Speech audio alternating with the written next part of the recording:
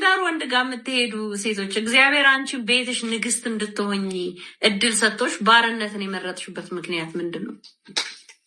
ለምንድነው ባሪያ መሆን የፈለግሽው?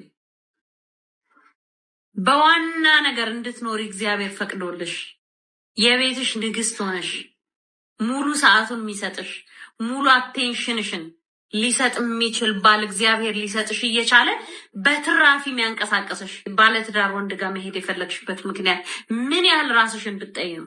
ምን ያህል ራስሽን ብትንቂ?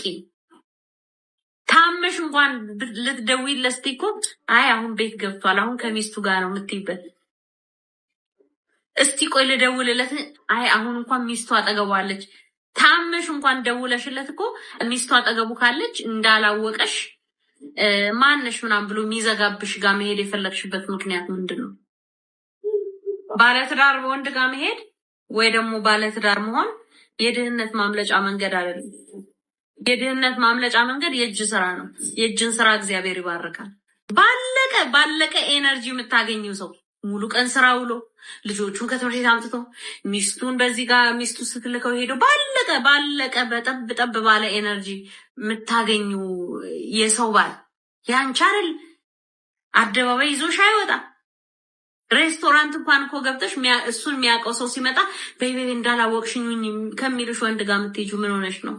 ምን ሆነሽ ነው? ምን ልክፍት ይዞሽ ነው? ምን ያህል ራስሽን ብትጠይ ነው? ለኔም ጥያቄ የሆነብኝ ይሄ ነገር ነው። ይሄ መልእክት ለሄርሜላ ነው። ሰላም የኔ ውድ ቤተሰቦች ሰላማችሁ ይብዛ። ለዚህ ቻናል አዲስ የሆናችሁ ሰብስክራይብ፣ ላይክ፣ ሼር እያደረጋችሁ ቤተሰብ መሆናችሁን እንዳትረሱ። ሁሌም ከጎኔ ሆናችሁ የምታበረታቱኝ ፈጣሪ የልባችሁ መሻት ይሙላላችሁ።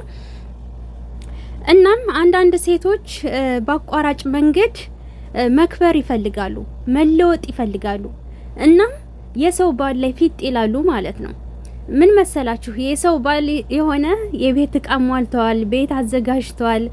ስለዚህ አዲስ ቤት ላስተካክል ላዘጋጅ ብላም አትደክምም። የራሱ የሆነ ስራ ይኖረዋል። ከዛ ያንን ተንተርሳ ማደግ ትፈልጋለች ማለት ነው። እንደዚህ አስረግጠሽ ንገሪልኝ።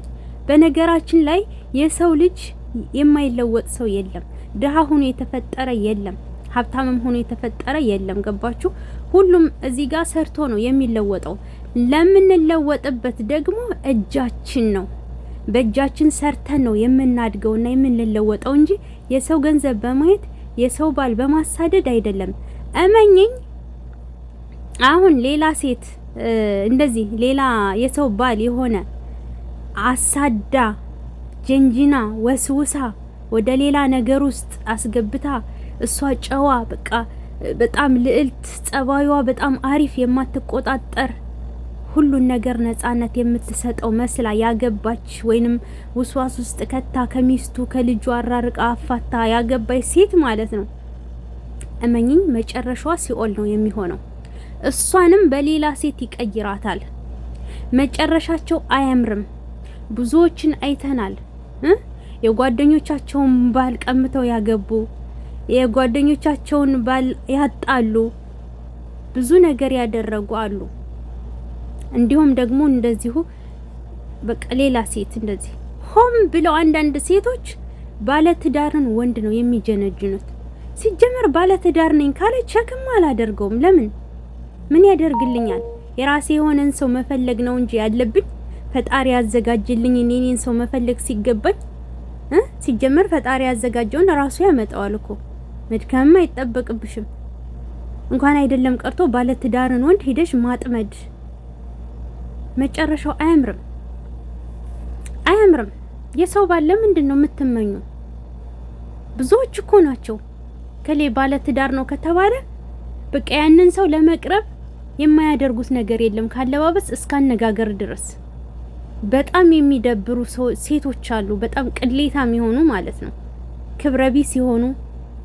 እንደዚህ አይነት ሴቶች ሰርተው መለወጥ አይፈልጉም። በሰው ሀብት ነው መንጠልጠል የሚፈልጉት። ሴቶችን ማስለቀስ ነው ዝናም ኩራት የሆነ እንትን የሚመስላቸው። ራሳቸውን ስለማያከብሩ ራሳቸውን ስለጠሉ የሚያደርጉት ሰዎችን ማስከፋት ነው። ይሄ ነው የሚያስደስታቸው ማለት ነው። እናም እመኝኝ እንደዚህ የምታደርጊ ሴት ከሄርሜላ ጀምሮ ማለት ነው የምታደርጊው ነገር አሁን ደስ አይልም። ለምን የሰው ባል ተመኘሽ አለች እቺ ልጅ ራሱ። ይሄ መልእክት አስረግጣን የተናገረችው ለሄርሜላ ማለት ነው። እናም ጥንቃቄ ልታደርጉ ይገባል። በህይወታችሁ ላይ ነው የምትቀልዱት። ኢቭን እንኳን አይደለም ቀርቶ እናንተ ሌላ ሴት የልጅ እናት ምናምን አስለቅሳችሁ የሰው ትዳር አፈናቅላችሁ ማለት ነው እናንተን የሚያፈናቅል ይመጣል። ኢቭን ራሱ ወንዱ ያችን ሴት አስለቅሶ ከሆነ የመጣን ያልቀበለውም። ለምን እቀበለዋለሁ? ለእሷን ያስለቀሰው ወንድ እኔን የማያስለቅስበት ምክንያት የለም። እሷ በድላይ ነው። አንቺ እንድትከሽኝ እፈልጋለሁኝ፣ አንቺ እንድታስደስችኝ እፈልጋለሁኝ፣ ካንቺ ጋር ነው ህይወቴን መቀጠል እፈልጋለሁ፣ አፈቅርሻለሁ ቢል እሷንም እንደዛ ሲላት ነበረ። ስለዚህ ለሷ ያልሆነ እንዴት ለኔ ሊሆን ይችላል? ገባችሁ? እና ፈጣሪ የሰው ትዳር አፈናቅላችሁ ለኔ ይሆናል ብላችሁ የምትጋጋጡ ሴቶች ማለት ነው ፈጣሪ ድፍት ያድርጋችሁ። አዎ ላይኛው ሰማይ ወስዶ ይቀጥቅጣችሁ ፈጣሪ። ሌላ ምንም አለላችሁ ማለት ነው። ልቦና ይስጣችሁ። እኔ ምን እንደምላችሁ ራሱ አላውቅም።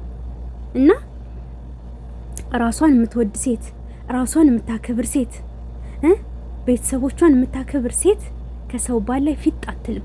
የራሷ የሆነውን የግራ ጎኗን የግራ ጎን የቀኝ ጎኗን ነው ለወንድ አይደለ እና እሱን ትፈልጋለች እንጂ ገባችሁ? ከሰው ጋር ሂዳ ፊት አትልም ማለት ነው። በቃ ስለሷ ክፉ ነገር ማጣራት፣ መስማት፣ ስለሷ መጠየቅ፣ ስለሷ ማወቅ መፈለግ፣ ከዛ በኋላ ሚስቱ ኖረች አልኖረች እያሉ መሳቀቅ፣ ከዛ ያን ሁሉ አሳልፈው ነው ሌላው ውስጥ ከተው ለራሳቸው ለማድረግ የሚሞክሩት ማለት ነው። እንደዚህ የምታደርጉ ሴቶች ፈጣሪ ትዳራችሁን አያበርክትባችሁ። አይበርክት። እናንተ አስጠልታችሁት ይጸየፋችሁ። አዎ ይጸየፋችሁ። በቃ እንዲህ እንደ ቆሻሻ ይያችሁ ሽተቱት። አዎ ፈጣሪ እኮ አይቸግረውም። ምክንያቱም እናንተ የሰራችሁት ግፍ ቀላል አይደለም፣ ቀላል አይደለም። አስረግጬ የምነግራችሁ ነገር እንዴት እንደሚያስጠላኝ ነው፣ እንዴት እንደምትጸየፍ። በቃ የሰው የሆነ የሰው ነው አለቀ። ሚስቱን እንደገና ተንከባክቦ እንዲይዝ ክብር እንዲኖረው በቃ የሆነ ነገር እንዲያደርግላት በቻልኩት አቅም እንደውም እሱን መምከር ሲገባኝ፣ ሀሳብ መስጠት ሲገባኝ እሷን እንዲጣላት ወደ እኔ ጥሩ ሆኜ ወደ እኔ ምቾት እንደምሰጠው መጀንጀን አለብኝ? ኖ ኔቨር ኤቨር። እና እንደዚህ የምታደርጉ ሴቶች አስቡበት። ሰርታችሁ ተለወጡ። አጋሰሱላ። ከሰው እንትን ላይ አትንጠልጠሉ። ማን በለፋው ማን ይኖራል? አንቺም ትፈናቀያለሽ ማለት ነው።